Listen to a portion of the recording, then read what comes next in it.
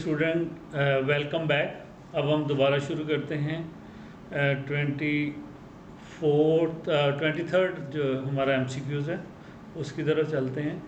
तो if the replication was completely conservative than, अब इसमें भी आप देखें बेटा दो ऑप्शन सही हो सकती हैं, क्योंकि जब कंजर्वेटिव रेप्लिकेशन होती है तो पेरेंटल स्टैंड जो हैं वो आपस में इंटैक्ट रहते हैं, जबकि डॉटर स्टैंड उनसे अलहदा हो जाते हैं। तो फिर अगर उस सेंस में हम लें तो हम कहेंगे both heavy stands would be seen, वो उन दोनों में नज़र आएंगे इकट्ठे। ये जो one heavy and one light stand would be seen, तो ये होगा हमारे लिए जब सेमी कंजर्वेटिव होती है।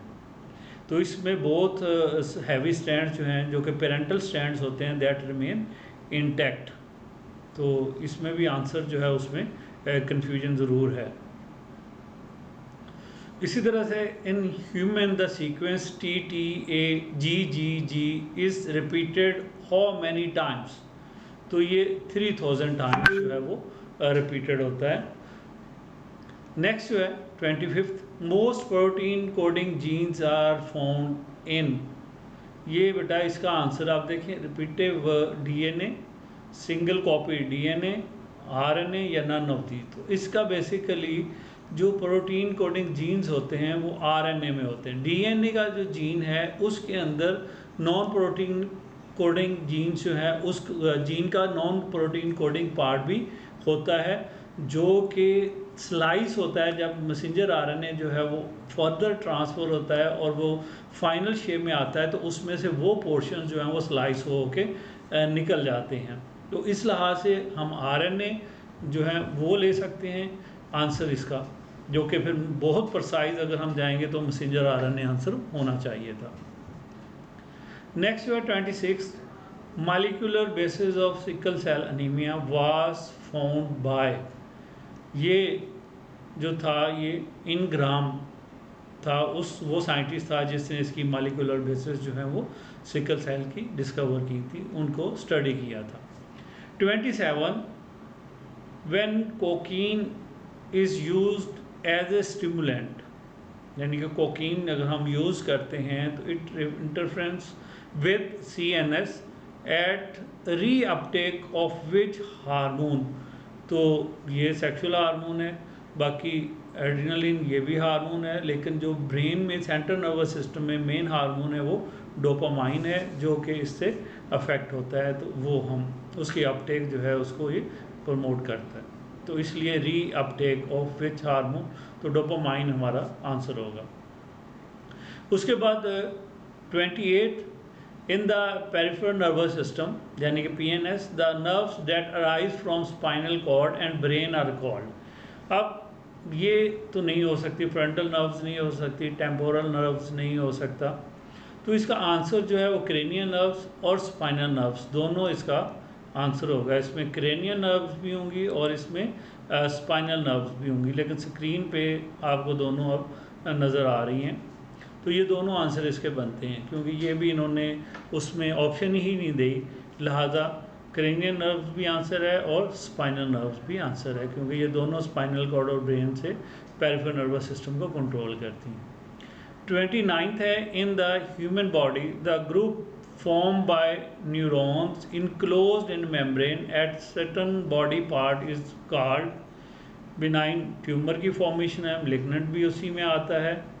गैंग्लियन जो होता है ये सेल बॉडी की एग्रीगेशन को कहते हैं, तो उनके ऊपर जो प्रोटेक्टिव जो कवरिंग होती है वो न्यूरोग्लियल सेल्स की होती है, जिसको हम न्यूरोग्लियल सेल्स कहते हैं, लिहाजा हमारा आंसर भी न्यूरोग्लियल सेल्स ही होगा।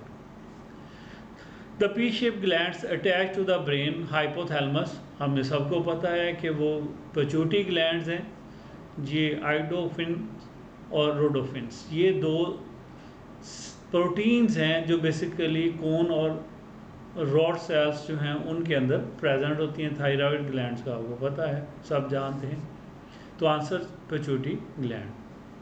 विच is the conditions of neuron under resting membrane potential, कि उसकी मेम्ब्रेन की क्या कंडीशन होगी। Inner surface of neuron is more positive, गलत है। Both of the surface are equally positive, गलत है। Outer surface of neuron is more positive, this is the answer. 31, the fate of each blastomere is foretold, what will that cleavage भी। हमें पता है कि ये स्पाइरल और डिटर्मिनेट होगी, क्योंकि अगर ब्लास्टोमियर्स का फोरटोल्ड का मतलब है कि उनका फेथ जो है वो मुस्तकबिल में क्या बनाएंगी। अगर पता हो तो स्पाइरल और डिटर्मिनेट हैं, और अगर ना पता हो तो फिर रेडियल और इनडिटर्मिनेट इसको जो है वो क्लेवेज कहलाती है। तो ये अब 10th चैप्टर जो है यहाँ से शुरू हो गया। नेक्स्ट है जी, all of the following sealant trade show alternation of generation except. Alternation of generation जो है, all of the sealant trade show alternation of generation except.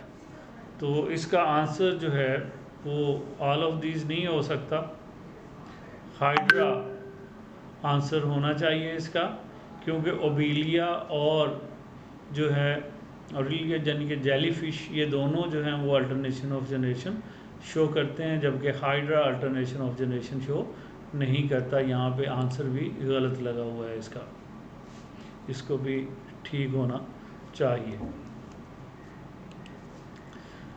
तो क्योंकि यहाँ पे जो मेंबर्स हैं इसके सब वो अबीलिया में कॉलोनियल फॉर्म है, इसके अलावा जो आंसर हमारे पास इसका बनता है वो हाइड्रा आंसर बनता है, तो हमें हाइड्रा आंसर यहाँ भी लगाना चाहिए। नेक्स्ट जो है, which system is present in nematodes. Nematode में आपको पता है कि ट्यूब लाइक डाइजेस्टिव सिस्टम होता है, तो लिहाजा हमारा आंसर भी वही बनेगा। सर्कुलेटरी सिस्टम नहीं होता, रेस्पिरेटरी सिस्टम नहीं होता, सैक लाइक डाइजेस्टिव सिस्टम इसमें नहीं होता। The animal of the division Radiata are which of the following.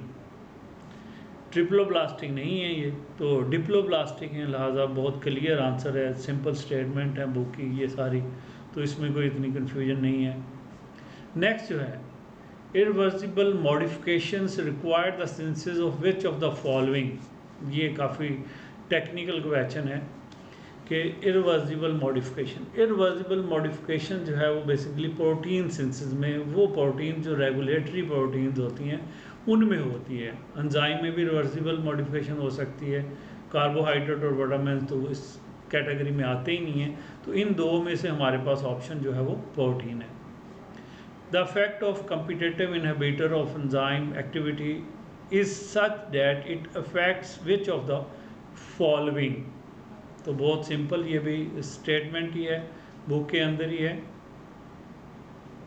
इसका आंसर जो है the effect of competitive inhibitor on enzyme activity, तो ये क्या करेगा जी, डिक्रीज करेगा एंजाइम एक्टिविटी, तो ये आंसर भी गलत लगा हुआ है यहाँ पे, ये इसका है ही नहीं बेसिकली, ये वहाँ से कॉपी किया तो वही इधर आ गया, यहाँ की डिक्रीज आएगा इसमें, decrease the activity of enzyme. 38, upon increasing the temperature the shape of enzyme active site, कि अगर टेम्परेचर इंक्रीज़ करेंगे तो एंजाइम की शेप के साथ क्या होगा, सेम रहेगी, चेंज हो जाएगी, ज्योमेट्रिक कन्फिग्रेशन अडॉप्ट कर लेगी।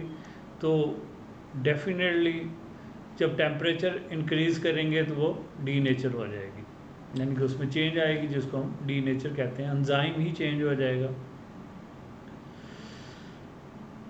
39, the optimum pH of enzyme arginase is which of the following. आपको पता है ये 9.7 होती है, बुक के अंदर दी हुई है चैप्टर में, सिंपल आंसर है।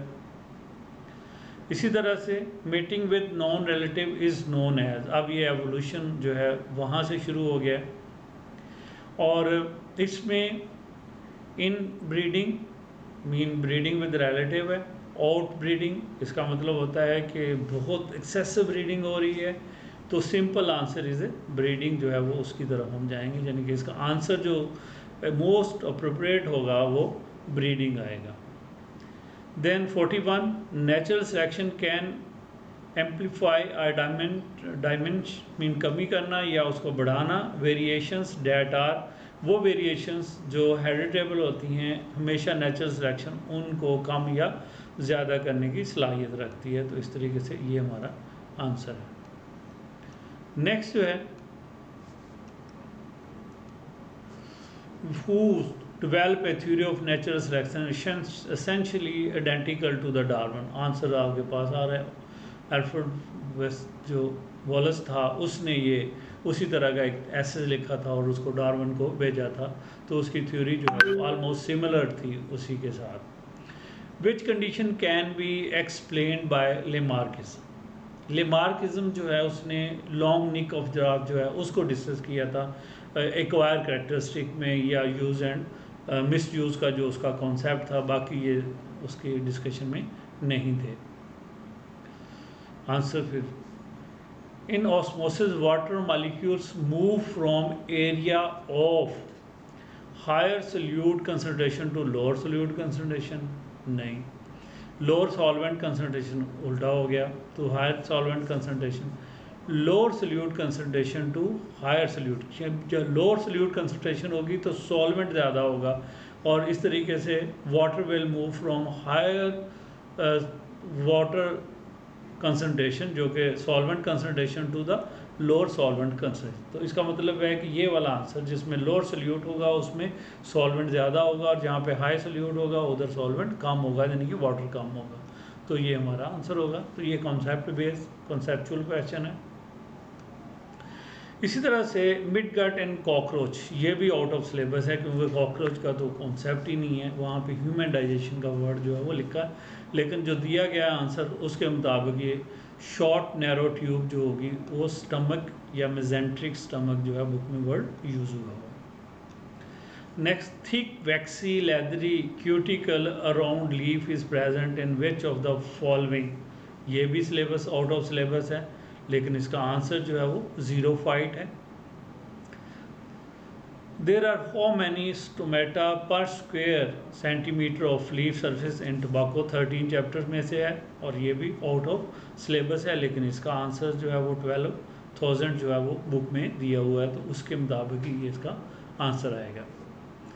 The maximum amount of oxygen which normal human blood absorb and carried at sea level, तो बुक की स्टेटमेंट है सीधी सीधी 20 ml पर 100 ml ऑफ ब्लड है, तो हमारा आंसर 20 होगा।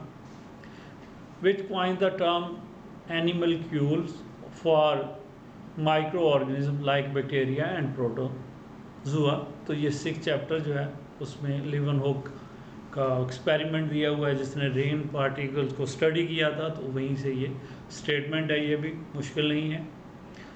Cyanobacteria have which of the following type of cell wall, तो gram positive cellulose, gram negative और एसिड फास्ट, तो हमें पता है कि ग्राम नेगेटिव जो है वो बेसिकली इसमें सेल वॉल जो है उसका हिस्सा होती है।